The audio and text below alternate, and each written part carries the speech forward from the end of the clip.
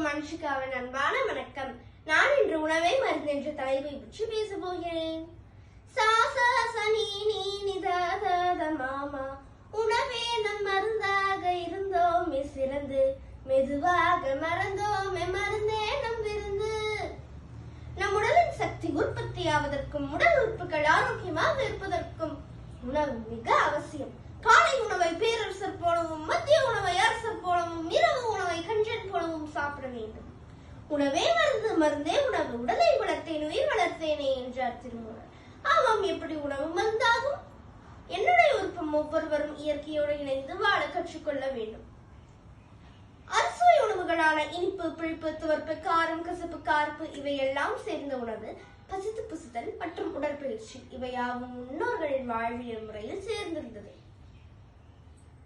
அதனால் உணவிலும் உழைப்பிலும் ஓய்விலும் சமநிலை மாறும் போது நோய் எனும் மழையாக இருந்தாலும் உருவத்தையே மாற்றிக்கொண்டு வந்து விடுகிறார். இதைத்தான் திருவள்ளுவர் தீயளவு அன்றி தெரியான் பெரிதும் நோயளவு இன்றிப்படும் என்று கூறியுள்ளார். அதாவது நாம் அளவுக்கு அதிகமாக ஒரு உணவை சாப்பிட்டால் அளவில்லாத நோய் நம்மை வந்து சேரும். எப்படி திருக்குறள் 2 அடிகளில் இருந்தாலும் அதன் கருத்துகள் வானளவு பெரிதாக இருக்கிறது. அதே போல ராகி, சாமை, குதிரைவாழை போன்ற சிறுதானியங்கள் அளவில் சிறியதாக இருந்தாலும் அதன் பயன் நம் உடலுக்கு பெரியதாக இருக்கிறது. அதனால் நம் உணவை தேர்ந்தெடுப்பதில் கவனமாக இருக்க வேண்டும்.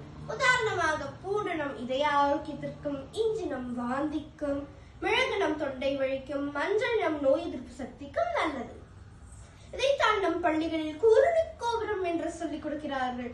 கூருண்டி கோபுரத்தின் அடிப்பகுதியில் இருக்கும் தண்ணீரும் சத்துள்ள உணவுகளும் நம் உடலுக்கு நல்லது. அது மேலே புக குறைத்து அதன் நுனியில் இருக்கும் கொழுப்பு உணவை மிக குறைவாக உண்ண வேண்டும்.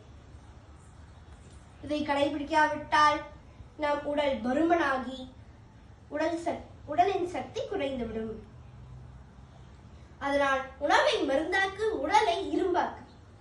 அதற்கு நோயில்லாமல் வாழ்வதற்கு சூத்திரம் என்ன தெரியுமா?